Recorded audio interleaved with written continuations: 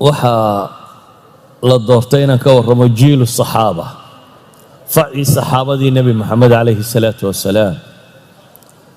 waa fac runtii culammadu waxay dhahdeen jiil fariid, waa fax ka gedisan nolosha dadkii soo maroo dhan. walidaalika waa culammada taariikhda rag ka mida waxay tilmaamaan jiilu saxaaba hortoodna wax la mida lama arag bay idhaahdaan, gadaashoodna wax la mida lama arag. waxaana la tilmaamaya ilaa qiyaamu saacu uu dhacona cid la noocii inaanay soo maraynin. jiilkani muxuu dadka kale kaga gedisan yahay? koo waa jiil intiisa ugu badan tilmaamo ay ka siman yihiin leh. waa bulsho dhan oo tilmaamo ka siman, hadday tahay caqiidadooda saafiya, hadday tahay dhaqankooda iyo akhlaaqdoodoo dhammaystiran, hadday tahay ammaanada diinta iyo siday u xambaareen ay u soo gudbiyeen, hadday tahay qalbigooda iyo saafinimadiisa, hadday tahay go'aan qaadashadooda iyo wanaaggooda, hadday tahay jihaadkay islaamka u galeen. waa koox baa la yidhaahdaa halkay ka gaadhay diinta aan cidi ka gaadhin. waxaa la yidhaahdaa kooxdaasi ama ummaddaasi saxaabada ahayd, fardi ka mida hadduu taariikhda kala soo maro, qof ka midi taariikhda wakhtigaa waa la buunbuunin lahaa jiilku qofkaasi la noolaa. maalan cumar bin alkhataab hadduu casri dambe soo bixi lahaa isagoo cumara, waxaa la hubaa in taariikhda ay tilmaamaan lahayd wakhtigii uu cumar dunida hogaaminayay isagoo aan saxaabi ahayn. waxaa la mida bay leeyihin maalan dagaalyahanadu haddii khaalid soo bixi lahaa ama qacqaac ibnu camr soo bixi lahaa ama ragga la noocuu soo bixi lahaa. idan waa koox ka gedisan bay leeyihiin dunida kooxaha soo maray oo dhan, marka loo eego ballac ahaan intay tiradoodu leegtay iyo marka kor loo eego qimadooda inta ay gaadhsiisan tahay. jiilu saxaaba muxuu ku mudan yahay markaa? waxay yidhahdaan waa fac taariikhda ku suntan. muxuu ku suntan yahay? kow, cinda almuslimiin qiimayn gaara buu leeyahay, cinda culamaa'i taariikh qiimayn gaara buu leeyahay, bale waxay culammadu leeyihiin cinda allaahi subxaanahu wa tacaala buu qiimayn gaara leeyahay. waa kooxda qura ee la tilmaami karo ilaahay agtiisa waxay ka yihiin. dadka inta soo hadhoo dhan waxaad odhan kartaa axsabuhu walaa uzakiiha cala allaahi axada. hebel waxaan u malaynaya waa nin fiican, dadkaasi waa reer fiican, jiilkaasi waa jiil fiican, ilaahayna cidna u ammaani maynaad odhanaysaa. ama jiilu saxaaba kuwa maaha, iyaga lama yidhaahdo walaa uzakiiha cala allaahi axadan. jiilu saxaaba ilaahay baa taskiyeeyey. waa kooxda qura inay dad fiican ahaayeen rabu samaawaati walardi uu ka markhaati kacay. walidaalik maalan haddaynu tusaalayaal qaadanno, ilaahay qur-aanka wuxuu ku leeyay laqad radya allahu can almu'miniina id yubaayicuunaka taxta shajara facalima ma fii quluubihim faanzala sakiinata calayhim waahaabahum fatxan qariiba. ilaahay wuxuu leeyahay ilaahay baa raalli ka noqday mu'miniintu markay geedka hoostiisa kugula beectamayeen. dadkan la leeyahay raallaa laga noqday ummadad intee le 1400 oo nin bay ahaayeen. 1400 oo saxaabo meel taagan ayaa ilaahay hadlaya subxaanahu wa tacaala, markaasuu leeyahay kuwaa ilaahay baa raalli ka noqday. waa shahaada min allahi subxaanahu wa tacaala. innagu dadka markaynu qiimaynayno waxaynu ku qiimaynaa muuqaalkiisa, qofka ama cibaadadaynu ka aragno, deeqda aynu ka aragno, tala fiicnida aynu ka aragno, ama qulubtooda dadka ma ogin iyo waxa u qarsoon. qoladan se ilaahay muxuu leeyahay facalima maa fii quluubihim baa ilaahay leeyahay. iyaga maaha daahirkoodaba wax la qiimaynaya. ilaahay wuxuu leeyahay waxaan ogahay waxa ku jira qalbiyadooda. sidaa awgeed baa faanzala sakiinata calayhim waahaabahum fatxan qariiba. waxaa la mida markaynu eegno fii suurati tawba, ilaahay wuxuu leeyahy laqad taaba allahu cala alnabiy waalmuhaajiriina waalansaari aladiina itabacuuhu fii saacati alcusrati min bacdi ma kaada yaziiqu quluubu fariiqin minhum uma taaba calayhim inahu bihim ra'uufu raxiim. ilaahay waa ka toobad aqbalay baa la leeyahy nebiga iyo muhaajiriintii iyo ansaartii raacay nebiga wakhtigii adkaaya cuslaa nebiga raacay wakhti ay u dhowaatay dadka barhkood quluubtoodu inay weecato oo dabeetana ilaahay sugay. dadka caynkan lagu sifaynaya waa kuwama waa ghaswatu tabuuk raggii galay. tabuuk yaa galay 30,000 maaha qof iyo 2 iyo 3 iyo 4 maaha, waa 30,000. 30,000 ciidan oo meel galay ayaa ilaahay subxaanahu wa tacaala ku tilmaamaya kuwa ilaahay toobadooda waa aqbalay. idan jiilkani ama facakani waxay dad oo dhan kaga gedisan yihiin baynu leenahay oo taariikhda ugu suntan yihiin. waa dad miisaankooday alle ku leeyihiin agtiisaa la garanayaa, maaha cinda albashar, cinda allahi subxaanahu wa tacaala qiimaynta ay ku leeyihiin iyo waxay ka mudan yihiin baa la garan karaa. ama wixii iyaga ka dambeeyey waynu odhan karnaa dadkaasi dad fiican bay ahaayeen, ilaahay baa si xaqiiqadooda og. adigu waad qiimayn kartaa, qiimayntaada waxaad isku dududa waad tilmaamaysaa, laakiin dee lama mid aha kuwa ilaahay iyo rasuulkiisii qiimeeyeen. cid aad odhan karto jannay gelaysaa ma jirto, dee kuwii ilaahay iyo rasuulkiisu iyagoo dhulka kor socda layidhi jannaa gelaysaan mooyaane. sidaa ogeed ayaa axad culamaa'i taariikh baa wuxuu yidhaahdaa jiilu saxaaba mustawahan sare waxay ku gaadheen baan u malaynayaa buu yidhi 3 sababood. axad alculamaa'i lukhraana isna wuxuu leeyahay anna 3 kaleaan u malaynaya, bal aan wax ka tilmaamno. waxa uu tilmaamayaa qoraaga kani sababta koowaad ee jiilkan ay dadka uga gedisan yihiin war horta dee waa ilaahay baa doortay buu leeyahy oo u doortay inay nebigiisa calayhi salaatu wasalaam u ahaadaan gargaarayaal. ilaahay baa doortay oo u doortay buu leeyahy bacda rasuulillaahi sala allahu calayhi waalihi wasalam dadka ummadda diinta gaadhsiinaya inay noqdaan. oo ilaahay wuxuu leeyahy wamaa kunna mucadibiina xataa nabcata rasuula, dadna cadaabi mayno inaanu rasuul u soo dirna mooyaane.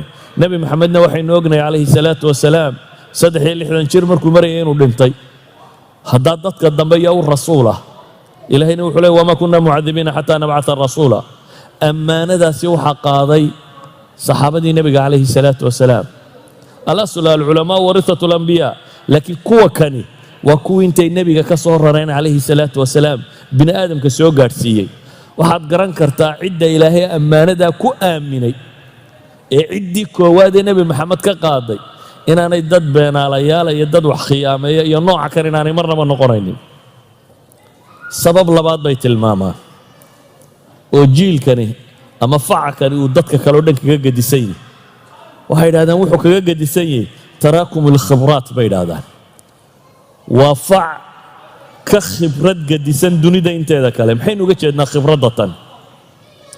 kow waxaynu leenahay waxay arkeen nebi moxamed calayhi salaatu wasalaam. innagu agteenna waxa ku weyn qofka muslimka intuu seexda yidhaahdaa nebigii baa riyo ku arka. agteenna wuu ku weyn yahay.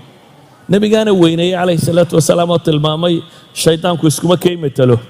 qofkii riyo igu arkaa wuxuu la mid yahay inuu ay arkoo kale. ومن رآني في المنام فقد رآني فإن الشيطان لا يتمثل في صورتي من رآني في المنام فصيراني في اليقظة ولا يتمثل الشيطان بي من رآني في المنام فكأنما رآني في اليقظة. كل هذه الأحاديث وبخاري ورينيو waxau nabigu ku tilmaamaya calayhi salaatu wasalaam ninka riyada igu arkaa ee ku arka sifadiisii uu lahaa. waa sababta aynu u baranno shamaa'ilu moxamed calayhi salaatu wasalaam.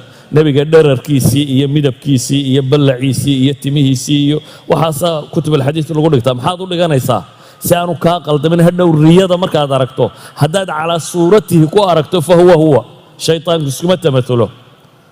ama haddaad dee nin madoobo meel maraya aragto inaan rasuulka yahay waa la garanayaa, ilaa nebi moxamed calayhi salaatu wasalaam nin madow ma ahaynin.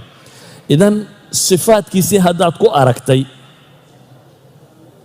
waxaad la mid tahay inaad aragto. innaga markaa agteenna waxa weyn ninka intuu seexdo ilaahay uu waafajiyo inuu nebi moxamed calayhi salaatu wasalaam riyo ku arko. ka warranka maalin walba 10 jeer arkaya uu ka soo horbaxayay isagoo rumaysan oo muslima oo ilaahay yaqaana, maalin walba ka soo horbaxaya ee xaqiiqatan u arkayay. markaan leenahay xaqiiqatan u arkaya wax badan baa ku hoos ladhan. mar kale aan wax ka tilmaamay qodobka labaad waxaynu tilmaamaynaa ay saxaabadu dadka kaga gediseen waxay ahaayeen dad qur-aanka la nool. ereygaa u fiirso. innagu waxaynu maqalnaa asbaabi nusuul. aayadda tani waxaasaa dhaco waxaasay ku soo degtay, waxaasaa dhaco saasay ku soo degtay. laakiin iyagu way la noolaayeen. waxaad sawirataa gabadhii muslimadda ahayd ee odaygeedii muranku dhex maray ee uu dihaaray ee ilaahay u ashtakootay ee ilaahay ashtakadeedii ka soo jawaabay. gabadhaasi qur-aankaa markay akhriyayso siday u akhriyaysa? iyaduu ku soo degay, iyadaa ashtakada samaysay. dabeetana ilaahay iyadu qadiyadeedii ka warramay. qad samica allahu qawla alatii tujaadiluka fii zawjiha watashtaki ila allah wallahu yasmacu taxaawurakuma ina allaha samiicun basiir. gabadhaas maxay dareemaysaa markay qad samic iyadu akhriyayso ay salaad ku tukanayso? wuu kala gedisay adiga in lagaaga sheekeeyo gabadh bay ninkeedii isqabteen, dabeetana qur-aan baa ku soo degay, iyo inay taagan tahay tii qur-aanku ku soo dego iyadu akhriyayso oo iyadu ilaahay u ashtakootay oo dabeetana ashtakadeedii ilaahay aqbalay. waxaa la yidhahdaa cumar bin alkhataab oo iyo ciidan soconaya meel soo maray, dabeetana islaam buu ku soo baxay. islaantu wuu isla taagay, markaasay waxu sheegtay, warkiisii buu ayuu dhegaystay warkeedii. markaasay ku yidhaahdeen xabasta amiir ulmu'miniin bay leehay xabasta annaasa calaa hadihi alcajuusa. dadkii ma habartan baad u joojisay?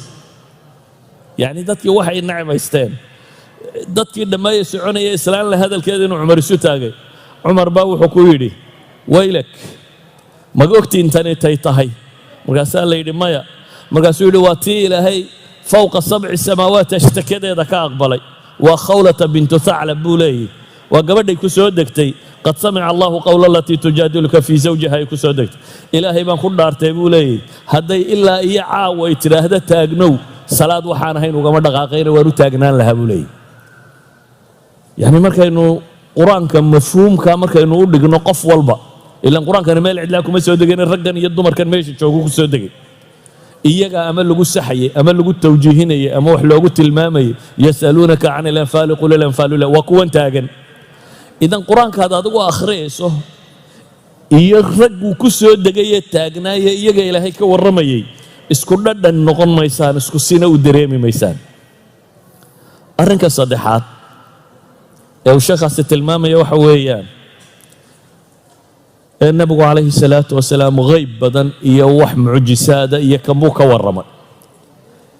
innaga dee bacda sanad dheer oo culamaa ilxadiid ku soo arooriyeen markuu soo maro kutub soo maro caynkaasi buu ina soo gaadhay.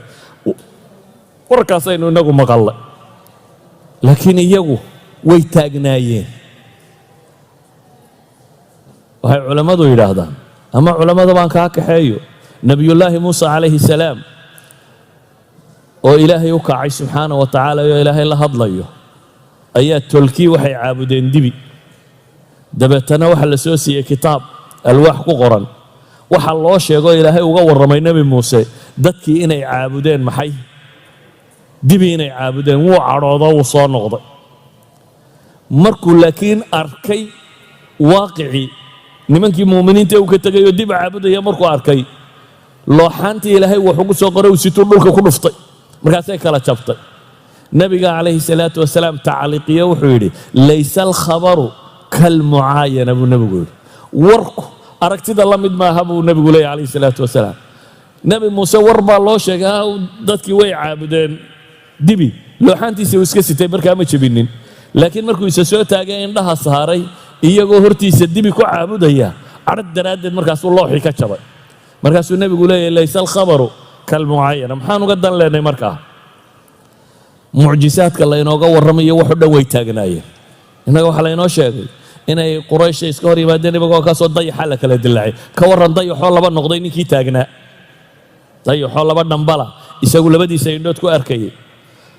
ka warran ninkii taagnaa isagoo beershiyo boqorkii joogay uu la hadlay caamilkiisii yeman jooga oo uu ku yidhi ninbaa gobolladaada ka soo baxay, aniga waraaqii soo diray, waxaasi ma dhici kartee ii keen. ee labada nin soo diray ee labadii nin nebi maxamed u yimaadeen calayhi salaatu wasalaam iyagoo raba inay u sheegaan boqorkii kisra ku doonaya raac dabeetana wuxuu yidhi bal noqdo oo ii kaalaya aroorta way ku soo noqdeen markay subaxii u yimaadeen buu wuxuu ku yidhi kii idin soo diray ku noqda oo waxa u sheegtaan inna rabbii qad qatala rabbahu leyla rabbigay inuu rabbigiisii xalay dilay kisrahay ku lahaa ka yaman la soo hadlay yidhi waxaad kii yamaneed u sheegtaa xalaydan aan joogno aniga rabbigay inuu isaga rabbigiisii dilay boqorkii kisra nafsi leyla baa la dilay oo kisra dhintay ka warran ninka saxaabigee joogay ama saxaabada arkaysay nebi moxamed oo khudbadaynayo geed dhinaciisa taaganiyo ooyayo geedku ka hor khudbadayn jiray waagii hore intaan loo samaynin mimbarka oo ka dhinac ooyayo ay maqlayaan dadku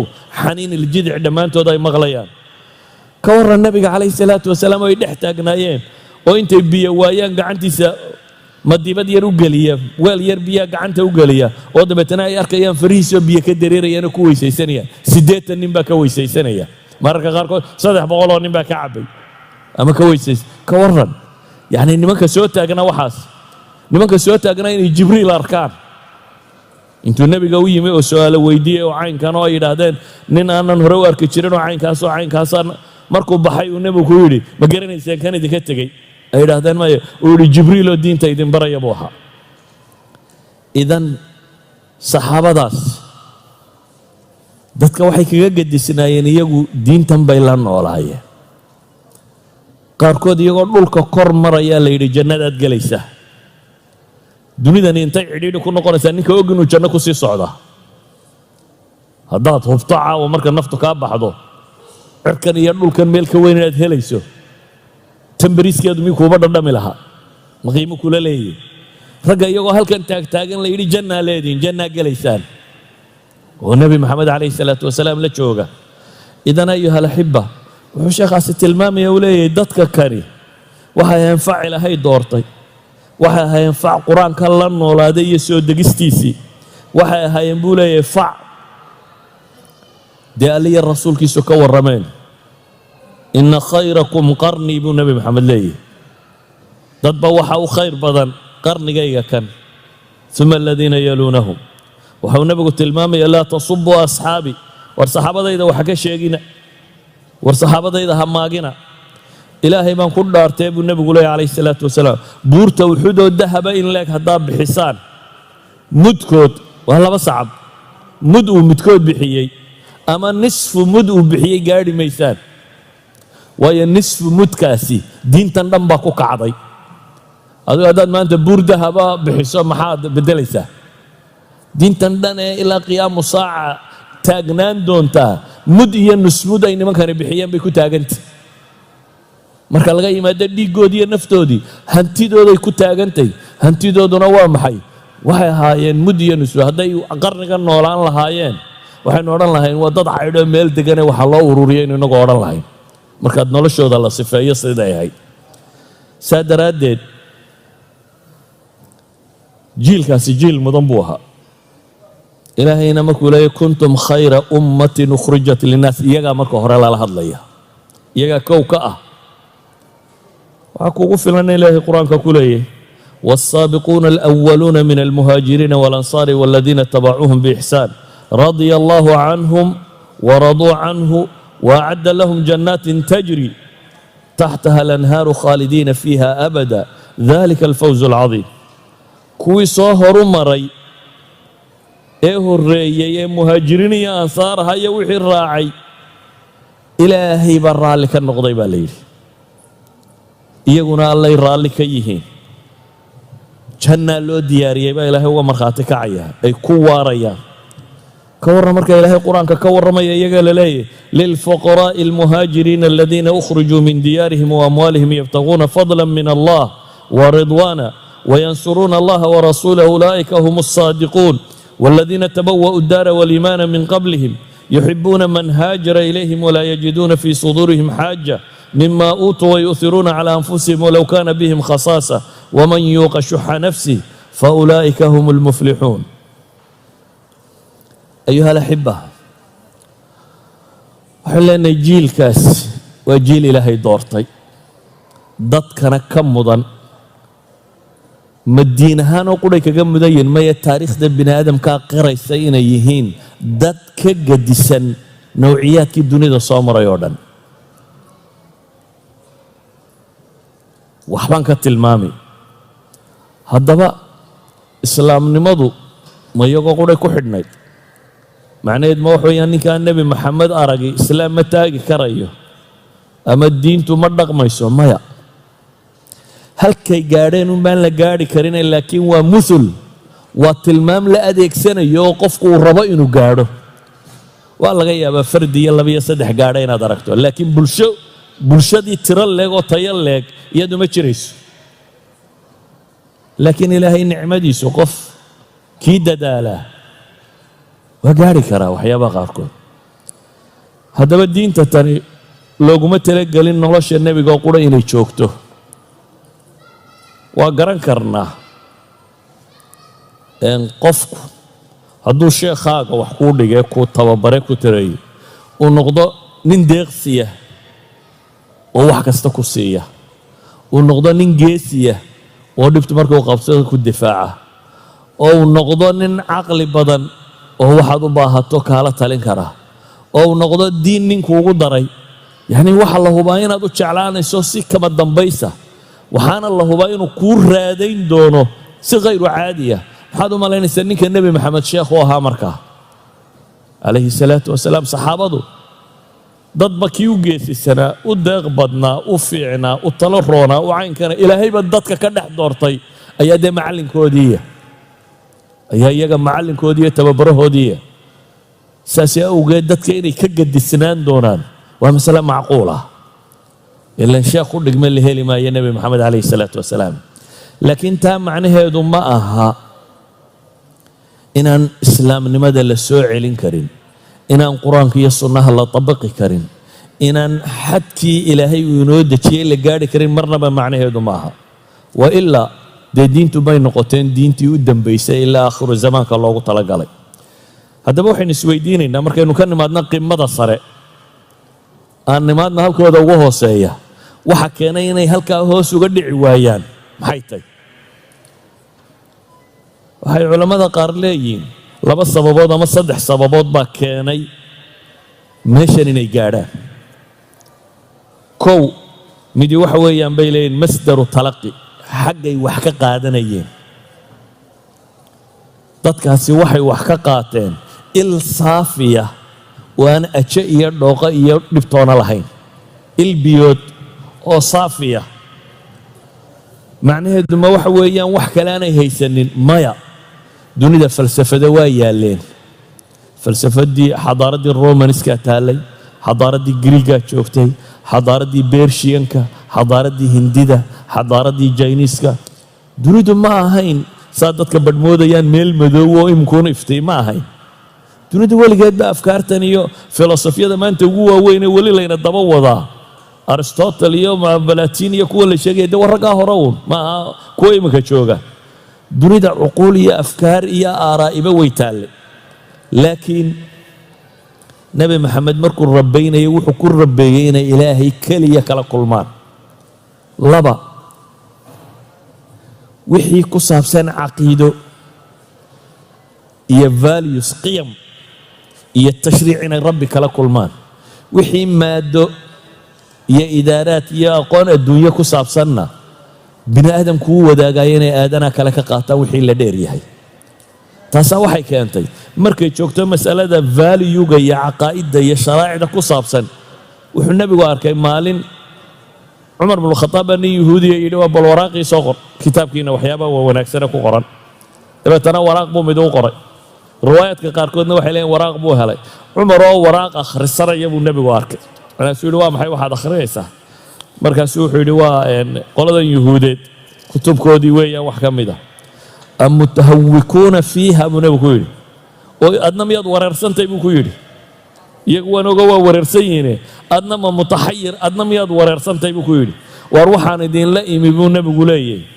baydaa'a naqiya diin baan idinla imi cad oo saafiya ilaahay baan ku dhaartay buu nebigu yidhi hadduu nebi muuse noolaan lahaa kitaabkii towraad oo la qalqalday oo la inxiraafiye iska dhaaf nebi muuse hadduu noolaan lahaayo maanta joogi lahaa uma bannaanaateen inuu aniga ay raaca mooyaane wax kale buu nebigu leeyahay calayhi salaatu wasalaam walidaalika buu nebigu wuxuu tilmaamayaa nebi baa soo degi doona isaga dabadii nebiyullaahi ciise oo cirka la qabadsiiyaa iman doona laakiin muxuu raaci doonaa sharciga nebi maxamed buu raacaya uma bannaana buu nebigu leeyahay hadduu xataa joogo muuse maa xalla lahu ilaa an yatabicanii aniga inuu iraaca mooyaane wax cid kale uma bannaanayn buu nebigu leeyahay calayhi salaatu wasalaam su-aashu waxay tahay markaa innagu xaggaynu wax ka qaadanaa manaahijteenna cilmiyeed iyo aqoomeed iyo xaggaynu ka keennay waxaynu leenahay thaqaafaadkeennu waxaynu qur-aanka ka qaadanaaba yar waxa ugu badan waxaynu ka qaadannay maxay cid kaleaynu ka qaadanay reer bari iyo reer galbeed iyo thaqaafaadka dunida yaalla xadaaraadka kale iyo aqoontoodii waxaasaynu isku rarray haddaynu rabno markaa meeshoodiioo kale inaynu ku dhowaanno waxaynu u baahanay manaahijteenna inaynu dib u safayno min ayna natalaqi xaggaynu kala kulmaynaa diinka xaggaynu caqiidada ka qaadanaynaa xaggaynu valuega ka qaadanaynaa waxaynu kaloo u baahannay xataa waxaynu akhrinayno xataa turaadka islaamiga ayaa tasfiya u baahan israa'iiliyaad badan iyo wax daciifa iyo khuraafaad badan baa la qoray xataa kaas baynu u baahannay inaynu hubinno oo ku hubinno ma yahay qur-aankii alla soo dejiyey tafsiirkiisani tafsiir saxa ma yahay waxaanaad sheegaysaa xadiidkii nebi maxamed oo saxiixa ma yahay mise wax wadaad iska sheegay uun idan awal khutwa aynu u baahannay waxa weeyaan meeshaynu wax ka qaadanaynaa inay saafi noqoto aaniyan mar labaad waxaynu leenahay oo innagu meeshoodii u gaari weynay manhaju talaqigaa kala gedisan iyagu waxa ay qaadanayeen waxay u qaadanayeen inuu yahay maxay camalkoodii yoomiga ahaa that means wuxuu ahaa timetablekii maalmeed ay ku dhaqmayeen sidaa awgeed iskumabay badin jirin waa kii laga warinayo inuu lahaa midkaayo 10 aayadood baanu qaadanaa 10ka aayadood baanu xifdinaa oo macnahooda barannaa oo ku dhaqannaa markaasaanu nebiga ku soo noqonnaa calayhi salaatu wasalaam marka iyagu qaabkay wax u barteen wuxuu ahaa qaab camaliya waxaan uu baranayaa inuu nolosha ka mid noqdo practical noqdo innaguna badanaa waxaynu u barannaa qaab lilistimtaac iyo lithaqaafa macluumaadkaaga inaad biiriso badisid in la yidhaahdo waa doctor hebel iyo waa magister hebel buu qaatay iyo yacnii garashadaadu iyo wax madaxaaga ku jira un inay bataan saa awgeed waad soo fadhiisan dariska waad degaysan waad iska tegi waad soo fadhiisan waad degaysan haantaadaad dhaansan laakiin dhaqankaagu alla haw sahlo waxaanaad guratay miyuu yahay mise tii tolkaa iyo reerkiinaad ku dhaqmaysaa tii dowladdiin iyo wixiinaad ku dhaqmaysaa tii bulshadiin iyo waxay weynaynayeen baad ku dhaqmaysaa mise waxaanaad barataad ku dhaqmaysaa that's the question innagaa weli taagan haddiiba macluumadaad qaadatay macluumad saxa tahay practical ma isu beddeshaa iyaga macluumadooduna saafi bay ahayd oo nebi maxamed afkiisay ka qaadayeen calayhi salaatu wasalaam marka labaadna wuxuu ahaa manhajkoodu manhaju litanfiid talaqigoodu wuxuu ahaa inay fuliyaan midkoodna markaa awaamirta iskuma badinaynin waayo wuxuu arkayey wuxuu fulinaya inay tahay masalada saddexaad waxay ku tilmaamaan waxay idhaahdeen iyaga iyo innagu waxaynu ku kala gedisannay iyagu qofkoodu markuu islaamo wixii ka horreeyo dhan shakuu ka qabay saa daraaddeed wax kasta uu jaahiliyadiisii samayn jiray wuu iska hubin jiray in islaamka la ogoliyo inaan la ogolayn ilaahay rasuulkiisa saas sax ma tahay saama la ogoliyo innaguna wixiina waad baranaysaa waxaaga horena waad ku raraanaysaa iyagu waxay leeyihin wuxuu ahaa koodu attakhalli qabla taxalli bay yidhaahdaan inuu iska rogo wuxuu sitay oo dhan inta aanu marada nadiiftaa gashan haddaad dhar cusub soo qaadato maxaad u baahantahy haddaad maanta oo dhan soo shaqaynaysay oo aad xamaal ahayd ama waddada dhisaysay ama kan dee boodh iyo siiga midhan baa tahay laba dharoo cusub markaad soo iibsato ma adigoo waxaagii sitaad ku jufi mise horta intaad xamaamka gashaad intaad isnadiifiso ayaad dharkaaga fiican xidhan doontaa loojigu wuxuu keenayaa intaad isnadiifiso inaad maxay dharkaaga kala xidhato. saasay ahaayeen. dad minis markay islaamaan wixii hore ay haystay way ka tegayeen, waxay u baxayeen inay qaataan waxa cusub ee diintu ay sheegaysay. taasaa waxay ka dhigtay jiil ama fac ama koox taariikhda bini aadamka mudnaan gaara ku leh. tusaalayaal baan idin siinaya haddaba mudnaantooda tilmaamayay. dunidaynu maanta joogno waxaa la yaqaanaa, ama sidii ibnu khalduun iyo ay qori jireen, waxaa la og yahay dadka xadaaraadka maadiga ee sarreeya leh inta badan inay dadka kala jebiyaan, mentale u jebiyaan. saxaabadii nebi maxamed waxay iyagu isu arkayeen, maadaama macallinkooduna nebi maxamed yahay calayhi salaatu wasalaam, warkay xambaarsayiin ay rumaysayiin inuu ilaahay toos uga yimi, dadka inta hadhay inay iyagu macallin ugu yihiin baabkan. waxay rumaysanaayeen nebi maxamed calayhi salaatu wasalaam afkiisa inay ka qaadeen warkanina inuu ilaahay ka yimi. saa daraaddeed dadka inta kale waxay u arkayeen marka ay joogto valueska iyo caqaa'idda iyo sharciga markay joogto inay iyagu yihiin dadkii dunida waxbari lahaa. markay see birta iyo maadada iyo waxa kala joogto inay dadka kala mid yihiin oo ay ka qaadanayaan.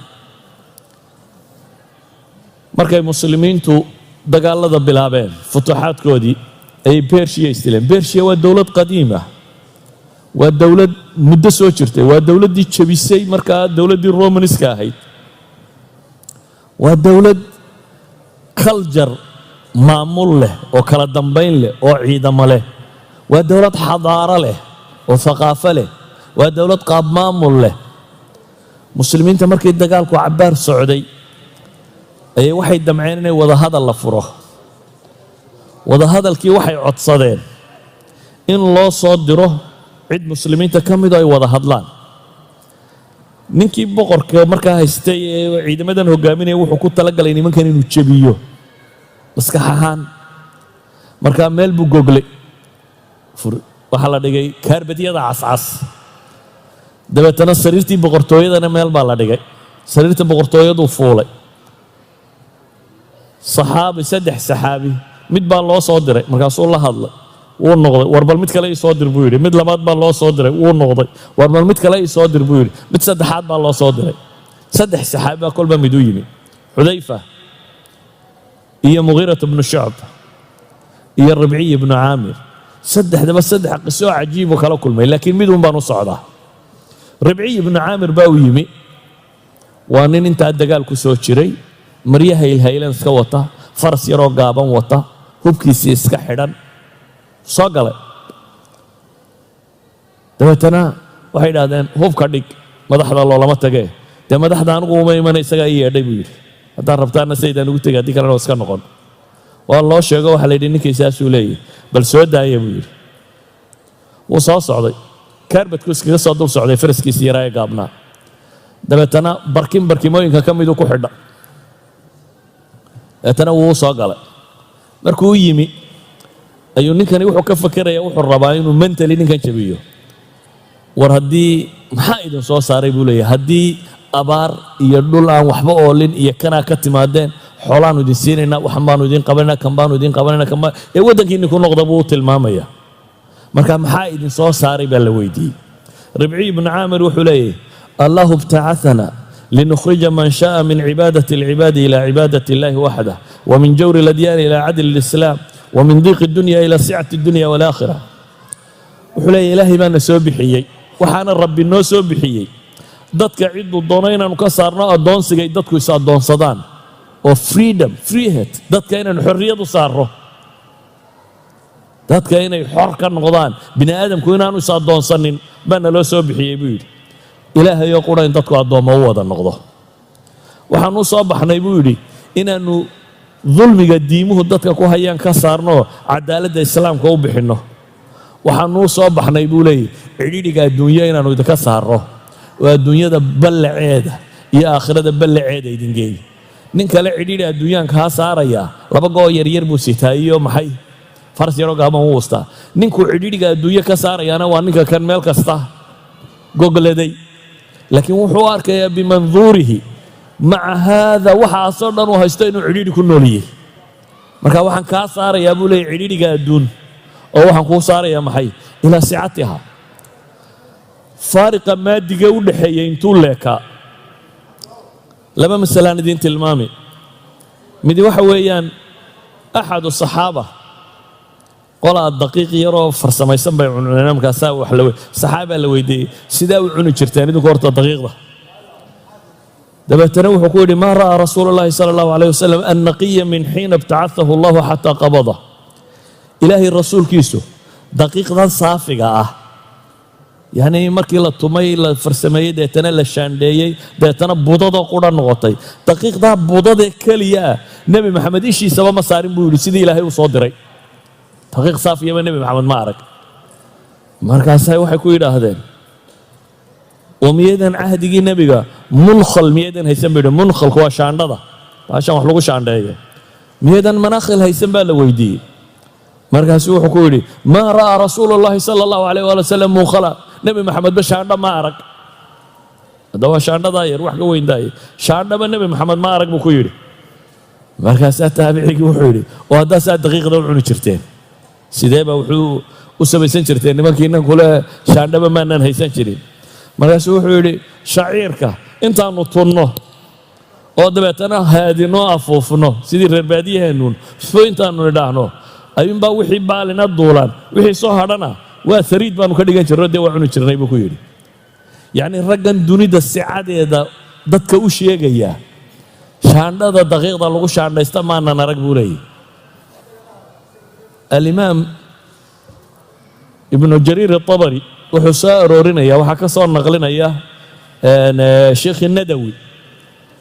annadawi baa ibnu jariir atabari wuxuu ka soo naqlinayaa muslimiintu markay madaa'in furteen. madaa'in waa caasimaddii markaa looga talin jiray dowladdii beershiya la odhan jiray. caasimadda markay furteen gurigii boqortooyada qusuurta markay soo galeen dee wixii alaab taallay ka kaalay waxay arkeen buu yidhi daqiiq noocyaadkaasa oo si khafiifa loo sameeyo meel saaran dabeetana manaadiil bay moodeen buu leey faraha iska mariyeen. waa saxaabadii. wuxuu tilmaamayaa yacni faahashan farsamada lagu sameeyey inaan weligoodba arag saa daraaddeed in iyagu fara iska maris moodayeen. wuxuuna fara iska maris maahe waa maxay waa cunno. ragga sidaa u soo galeen meeshaasi caynkaa ahayd haddana waxay rumaysanaayeen inay iyagu usaatidada yihiin inay iyagu kuwii mabaadi'da iyo caqaa'idda iyo diimaha sheegaya inay iyagu yihiin. ama innaga maanta markaynu aragnay muctiyaat alxadaara algharbiya technologygan galbeedka yaalla waxaynu bilownay oo su-aashan ay dib u noqotay sidee baynu manduumadeennii valueskii qiyamkii iyo caqaa'iddii wixii aynu sharcigan iyo wixii aynu sidanoo dhan see baynu u waafajin karnaa tanoo u raacsiin karnaa. innagu markaa iyaga wax bari mayno ee teennii baynu rabnaa inaynu idhaahno qiraa'a jadiida. waxaynu u baahanay inaynu dib u akhrino oo muctiyaadka xadaariga ee maanta soconaya inaynu raacsiinno. naska sharciga inaynu waxoogaa tabriiraada u raadinno meel kale ka saarno. inaynu idhaahno nusuusta sharciga waa iska yaro adag tahay maqaasidaynu isticmaalaynaa maqaasidu shariica iyo almasaalix alcaama iyo waa baabkaasoo nusuusta ajzaada ah iyaga waa ma qaadan karayno waayo inagu qalbiyan baynu jabnay. imbihaar baynugu dhacay. nimankaa cirka qabtay waxaynu isniin wax walba cirkay ka joogaan. ma ynan garanin inay bini aadam yihiino xaggana kor u socon karaan xaggana hoos u socon karaan. dhanna hoos buu dunidu u socotaa oo maanta dunida valueska iyo qiyamka iyo caqaa'iddu hoos bay u socdaan. aqoon-yahanka dunida waaweyn in badanoo ka mid a isku waafaqsan in hoos loo socdo inuu hoos loo socdo. laakiin technologygu kor buu socdaa. technologygu aad buu kor ugu socdaa oo de hadda waxay ka warramayaan dagaalada cusub ee dhowaan la rajaynaya in la galo inaan bini aadanba geli doonin. hadday dayaarad tahay iyo hadday taangi tahay iyo hadday askari tahayba man made waxay un inay dagaalami doonaan aan dadku goobta tegi doonin. dayaaradda ku garaacaysaa wax cidimo wadato taangiga kaa dulboodaya cidimo wadato madfaca soo dhacaya cidimo wadato askarigan xabadda soo riday waa robot oo ciidamo wado technology halkaas inuu bini aadamku guryaha fadhiyo cirkana ka dagaalamo waddan kalena aad dumisid gurigaagana aad fadhidid yes technology halkaas uu socdaa trendkaas uu socdaa wax walba in waxaynu ku naqaanay iska bedelaan laakiin caqaa'idda iyo valueska iyo qiyamka iyo akhlaaqiyadka iyo dhaqanku hoos buu sii socdaa bini aadamka iyo qiimayntiisu way sii lumaysaa waxba ha eegin dasaatiirta waxa ku qoran waxa lagu dhaqmaya eeg dasaatiirta waxa ku qoran bugaagta waxa ku qoran bay la mid yihiin wax waliba waxay u sii socdaan hoos laakiin inagu materialka markaynu munbahar ku noqonnay inferiority complex baa inagu dhacay waynu nafsiyan baynu u jabnay dabeetana inuu ceeb yahay waxaynu sidanay baynu dareennay su-aalaadka yurub la isweydiiyey waxaa ka mid masquulaa ma ku tukan karaa iyo meelaha yani ceeb baad dareemaysaaba in lagu arko adoo foorfoorarsanaya dee waad ka khajilaysaa marka ninka inuu salaad ilaahay u tukado ka khajilaya ma cid kale wax gaadhsiinaya ninka inuu ilaahay u tukado ay ku dhib badan tahay ka khajilsani ma cid kale wuxuu sheegi karaa ma cid kale wax gaadhsiin karaya waxaynu u raadinaynaa qaطciyaadkii sharciga ayaynu waxaynu u raadinaynaa tabriiraad kale iyo meel kale aynu ka bixin karno si kale aynu wax u dhigi karno soo duuduuba waxaynu leenahay waxay soo naqliyaan ibnu taymiya ibn alqayim iyo kitaabadoodan ay nimanka kristanka kula doodayaan ama diimooda kaga warramayaan iyagoo dooda qole la gelayo ay qolada yuhuudeed leeyihiin waxaanu ama ahlu kitaabku ay leeyihiin waxaanu ictiraafsanay maxamed inuu nebi ahaa laakiin dee annana nebi aanu leenahay nebi carbeed buu ahaa yacni markay jabeen waxay qaateen inay aqbalaan xadaaradan dhan iyo dowladdan weyn iyo waxa kani malaa nin beenaalaa dadkan oo dhan ima daba socdaane dee nidhaahna ninkani xaq buu ahaa laakiin wuxuu xaq u ahaa un carab buu ahaa nebi carabta loo soo diraye annaguna kaayagii baanu haysanaynaa idinkuna kiina ummad kastoo jabtaa saasay u fakertaa waxaan isweydiinaynaa markaa maxaa saxaabada ictizaaz maxaa nooleeyey waxa nooleeyey nabcigay ka cabbeen baa saafi ahaa waa marka koowaad ilaah iyo rasuulkiisay toos uga cabbeen wixii ay u sheegeen waa marka labaadee diintay baranayeenba inay ku dhaqmaan u baranayeen waa marka saddexaadee waxaynu leenahay ilaah iyo rasuulkiisu waxay sheegaan bay yaqiin ahaan run u haysteen hal tusaale aan idin siiyo nabiga calayhi salaatu wasalaam baa ilaahay habeen maka ka qaaday dabeetana madiina la geeyey madiina maahae waxaa la geeyey bayt almaqdis bayt almaqdis baa laga dheelmiyo waxa la qabadsiiyey maxay cirka waa la soo celiyey wuu yimi qoraysh baa la kulantay haye bay dhahan bal saakana warran umuu sheegin tii sare ee wuxuu u sheegay tii soke wuxuu yidhi xalay baytulmaqdis baan toga ka soo noqda iyagu ku jeesjeesay yidhahdeen oo dadka ma u sheegi karaysaa haa buu yidhi waa la isugu yimi oo nebiga wuxuu yidhi calayhi salaatu wasalaam xalay maalintaa maka laygeeyey baytulmaqdis baan ka soo noqday su-aalay weydiiyeen oo ilaahay baa sida tv-ga u hordhigay oo uu uga jawaabay waxaasoo dhan uma socdo abibakaroo meel joogaa loo tegey oo la rabo in lagu jeesjeeso saaxiibkaa wuxuu maanta sheegtay ma ogtahay baa la yidhi markaasuu yidhi muxuu yidhi wuxuu yidhi xalay baa laygeeyey makoo laygeeyey bayt almaqdisoo haddana waa lay soo celiyey lain kaana qaalahu buu yidhi sidaa miyuu yidhi haaba yidhaah hadday dhab tahay warkiinaasi buu leeyahay hadday dhab tahay inuu yidhi run buu sheegay waayo cirkaa layga soo waxyoodaa baan ka rumaystaa buu yidhi ma waxaanan ka rumaysanayn meel yaroo dhulka ku taallu ka soo noqday ayaan ka rumaystaa waxaan ka rumaystaa buu leeyahay cirka looga soo waxyoodo adna waxaad ka warramaysaa magaalo dhulka ku taalluu tegay oo ka soo noqday idan yaqiintaasay qabeen waxaan ku soo koobayaa markaa saxaabadu waa jiil taariikhda ku weyn islaamnimada ku weyn cinda allaahi ku weyn nusuus qur'aan iyo xadiid ay sheegayaan in badanoo ka mid inay ahlu janno tahay ilaahay baana saa u doortay inay diintan xambaaraan heerkooda lama gaari kara laakiin diintan waxaa loogu talagalay ilaa qiyaami saaca inay jirtaa waxay ku xidhan tahay inaynu sidii ay manhajka ula kulmeen ula kulanno waynu ilaahay rasuulkiisa toos uga qaadanno waxaan kale lagu dheehay ee bariya galbeedba ka yimi ka daadinno iyo inaynu ku dhaqanno oo fulinno iyo inay sida iyaguba uga xuubsiibteen jaahiliyadoodii uga xuubsiibanno wixii aan diin ahayn oo ilaahay tiisa ku dhaqanno dee mar hadduu muuse soo fadhiistay intaasaan ku gebagabayn sala allahuma calaa muxamadin wala aalihi wasaxbihi wasalam walxamdu lilahi rabbi alcaalamiin